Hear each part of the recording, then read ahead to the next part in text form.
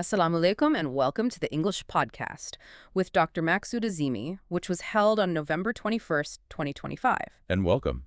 Today, we are doing a really thorough deep dive into Dr. Sahib's recent discussion. Our mission, really, is to analyze her core arguments. And they span so much ground. They really do. From the structural elements of spirituality to the true nature of human perception. And what I found most fascinating, the surprising scientific explanation for prophetic miracles. It's just remarkable what Dr. Sahib does this discussion. She takes these concepts that are, usually so abstract, so philosophical, Right. and she places them inside this structured, almost scientific system. She's providing details, even precise numbers, where we normally just get sort of vague definitions. And I think for you, the listener, the biggest paradigm shift here will definitely be the deep dive into the human senses, the hawas. Oh, absolutely. It completely redefines how we think we interact with the world around us. Okay, so let's unpack that and let's jump right in at the spiritual foundation. The whole discussion started with a core question about Tasawwur-e-Shaikh. Concentration on the spiritual guide. Exactly. The question was, is the spiritual essence, the mindset, the intellect, the abilities, is that simply transferred by the guide, or does the student have to actively adopt it? What's the key takeaway, Dr. Sahib Karahim? Well, her answer is, it's both. Oh, both, okay. Yeah, she confirmed it's a two-part process. The essence is absolutely transferred from the guide, the murshid, but the student has to adopt it. It needs a specific kind of active internal preparation from the person receiving it. And she used a really simple analogy to explain that, right? Perfect one. The hunger analogy. It makes it so relatable. Exactly. She said, a mother will only offer food to her child when the child is actually hungry. So if you don't have that internal hunger, that drive, that sincere curiosity, what she calls talav, the transfer is just ineffective. it won't work. Even if the spiritual sustenance is right there, ready to go. The murshid provides the feed, but it's the student who has to apply that internal pressure to really, truly receive it. So the student's desire, that's the spiritual catalyst. Without that deep yearning, the transfer it doesn't activate. Precisely. And what's brilliant is how Dr. Sahib immediately connects that concept, that talab, back to a universal system. She notes the entire structure of existence works based on divine attributes, or sifat. And that connection between our personal desire and these divine attributes, that takes us straight to her most astonishing structural claim. It really does. Let's get to it then. The most counterintuitive part of the discussion for me.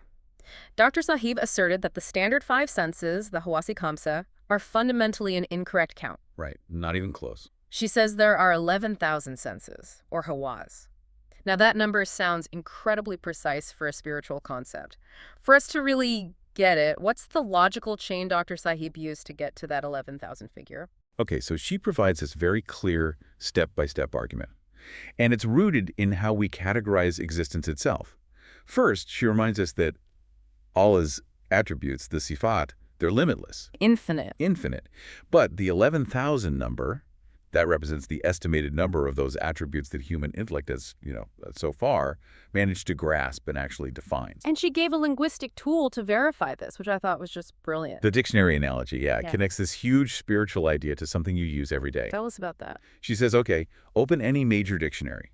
Urdu, Arabic, English, it doesn't matter. You'll find nouns, verbs, and adjectives.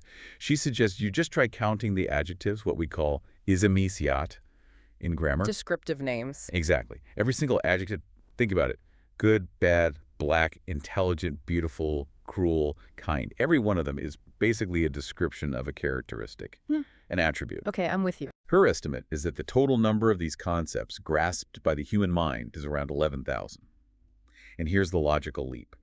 Every single one of those attributes requires a corresponding sense, a hiss, for a human to be able to experience or perceive it. So 11,000 attributes need 11,000 senses. They require 11,000 senses. Wow, that completely reframes the 5 senses. So they aren't the total count at all. They must just be, the most basic level of experience. That's exactly it. Dr. Sahib clarifies that the number 5 isn't about the quantity of senses.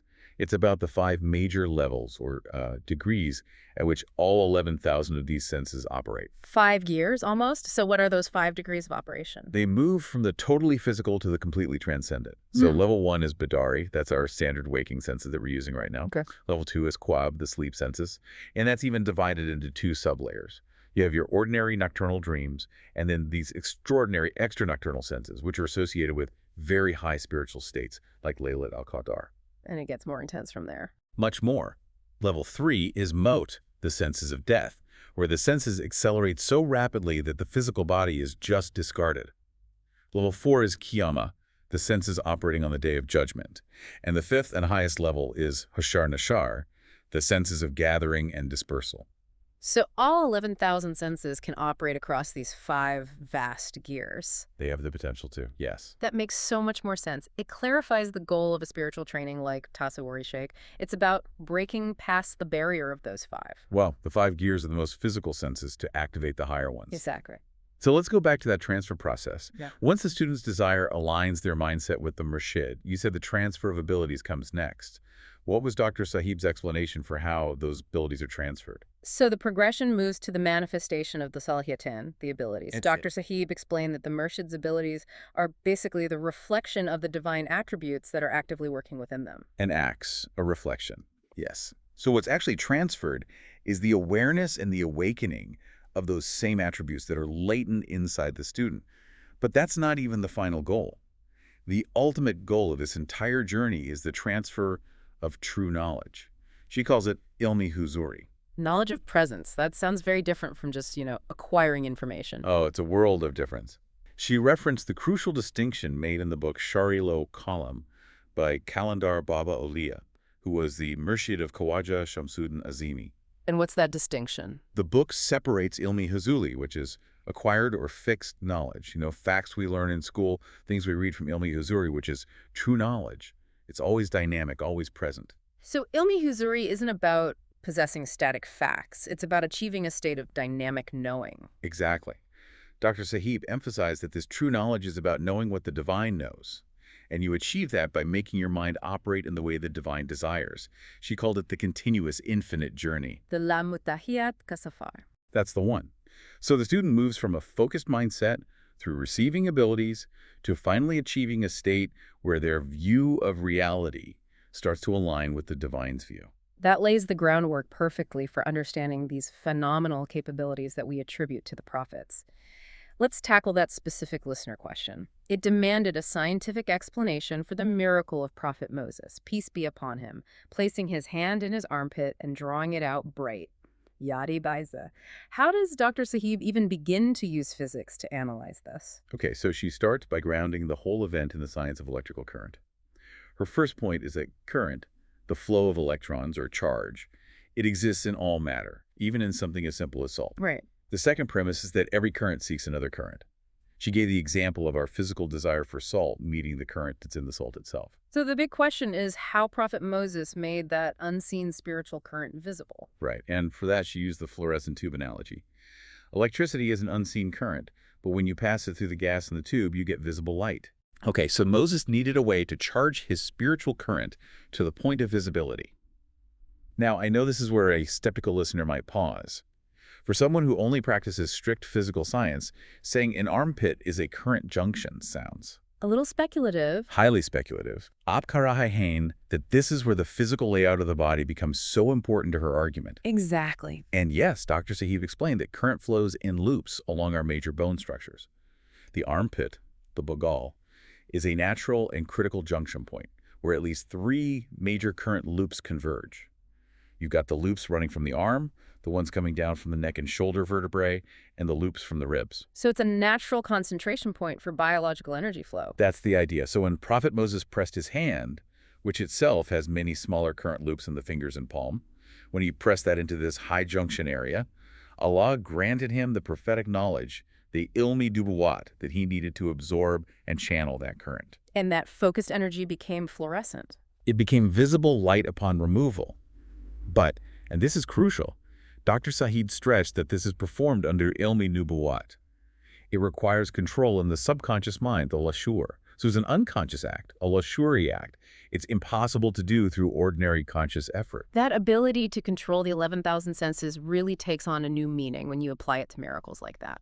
So linking this idea of sense control, what clarification did Dr. Sahib Karahian about the story of the luminous staff, the one carried by a companion of the Holy Prophet, peace be upon him? Yes. The famous story is that the Prophet gave a companion his staff to walk home in the pitch dark, and the companion found the path was completely lit up. Right. So Dr. Sahi clarified that the staff itself didn't physically turn into a torch or a light It source. wasn't an object changing. No. Instead, it was the companion's deep conviction, his belief that this was a blessed gift from his guide that actually increased his inner sight, his basirat.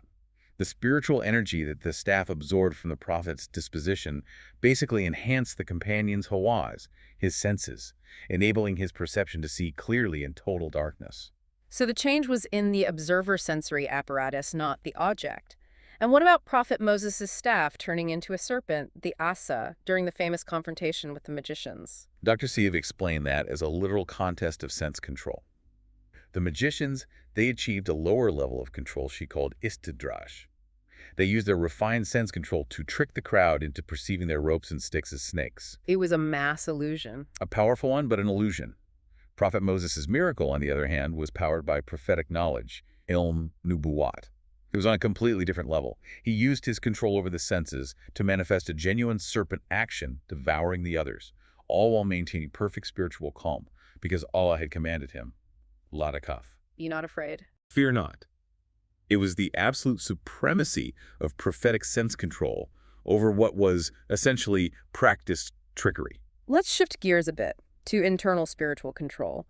Dr. Sahib also gave some really vital distinctions between concepts that often get confused, conscience or zamir, and consciousness or shore. And this distinction is so important for practical spiritual action. Dr. Sahib confirmed that conscience, the zamir, is the voice of Allah. It's the inner light. And she said it cannot be resisted in its advice. It can't be resisted. The voice itself is pure guidance. She clarified that it's our consciousness, our shore, the faculty we use for conscious decision-making. That's what performs the resistance when a person chooses not to follow their conscience. So failing to heed guidance is a conscious act. It's not a failure of the guidance itself. Exactly right. And Dr. Sahib went even deeper into the definition of conscience. And here she was citing Qalandar Baba Aulia, the Murshid of Khawaja Shamsuddin Azeemi. She said that the voice of conscience is a result, a natija. It's a result gifted by Allah. A result, what does that mean? It means it tells you the consequence of your current action before you even commit to it. Wow. That makes seeking guidance much, much simpler. It's about results management. It really is. Dr. Sahib said that seeking guidance, or hidayat, is simply maintaining focus on that natija. If you know the result before you act, you are guided. And this whole concept leads directly into her definition of the purpose of life, which she explained using the difference between a fundamental need, a takaza, and a mere desire, a kwahish. Okay, so how does that distinction define our spiritual path? Well, when a genuine fundamental need, a takaza, like thirst or hunger, is fulfilled, it brings contentment, taskin. Dr. Sahib argued that in that moment of contentment, the immediate spiritual requirement is to shift your focus to the provider of the resources, to Allah, and to recognize the attribute of Robbaniyat. But that's not what we do. It's not what we do. The mistake we make constantly is to immediately replace that contentment with a new mere desire, a new kwahish to be chased. And constantly chasing desires keeps us focused on ourselves and diverts us from the true purpose, which is recognizing the provider. And she connected that state of contentment directly to the concept of paradise, of Jannat. Yes, she defined Jannat not as some static place outside of us, but as an internal state. It's the state of feeling fully alive that results from true contentment. She referenced the famous saying that everyone carries their own paradise and hell with them. So if you achieve contentment and acknowledge the provider, you feel fully alive. That is Jannat. That is Jannat. And if you're perpetually chasing the next desire, the next kwahish, you remain perpetually restless, and that is a state of separation. The clarity Dr. C brings to these really deep conceptual terms is just exceptional. Okay, finally, she addressed several significant historical and theological terms that often cause confusion. Could you give us the breakdown of those titles and concepts she discussed? Certainly. First, Ibn Arabi. Dr. Sahib identified him as Sheikh Muhyiddin Ibn Arabi, the author of Futuh al-Makkiyah. She then recounted that Khawaja Shamsuddin Azeemi, referencing the view of his own murshid, Qalandar Baba Aulia, stated that the book was written specifically to pester the scholars. To pester the mulvis. Exactly. Yeah. Because they lacked the spiritual capacity to grasp its depth. So it became a text reserved primarily for the spiritually elite, the Khawas. Almost like a spiritual litmus test in book form. What about the title Abu ul-Anbiya? That title belongs to Prophet Ibrahim, alayhis salam. Dr. Sahib explained that Prophet Ibrahim's profound logical thinking, his Tarz-e-Fikr, became so deeply settled that it was essentially absorbed into his very genetics. His prayer was then that his progeny also be prophets, which led to that long line of prophets through his sons. Earning him the title Father of the Prophets. Precisely. And finally, the term Shafi Umam, the intercessor of the nation. On this, Dr. Sahib addressed the concept of shafat, or intercession, by offering a very strong warning against gulu-exaggerated devotion. She argued that relying solely on the Prophet, peace be upon him, for forgiveness, without practically following the spiritual system he established, it just logically fails. Why does it fail? Because it encourages people to neglect their own self-improvement by just hoping for some external salvation. It removes the incentive for righteous action. She was very direct about this. She attributed this concept of salvation without action to a deliberate plan of shaitan, of Satan, to distract people from the real practical work of spirituality. It's so clear that every single topic Dr. Sahib discussed, I mean, from spiritual concentration all the way to current loops in the armpit, it all demanded conceptual clarity and practical application. This whole deep dive just illustrates such a comprehensive and highly structured view of the universe. Absolutely. The final message is always one of application. I think the profound challenge from Dr. Sahib's discussion is to move from just passive belief to active awareness. So as you, the listener, reflect on all this, maybe consider how many of your daily pursuits are genuine fundamental needs, a taqaza, versus those that are simply mere desires, a khwahish. That's a powerful thought. And even more critically, in that moment of fulfillment, do you pause to remember the provider of the resources before you just move on to chase the next thing?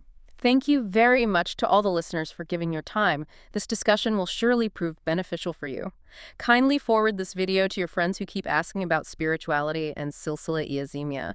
Your forwarding will help YouTube automatically reach more people with this video. Subscribe if you haven't already, and like. Lots of prayers for you too. Allah Hafiz to all.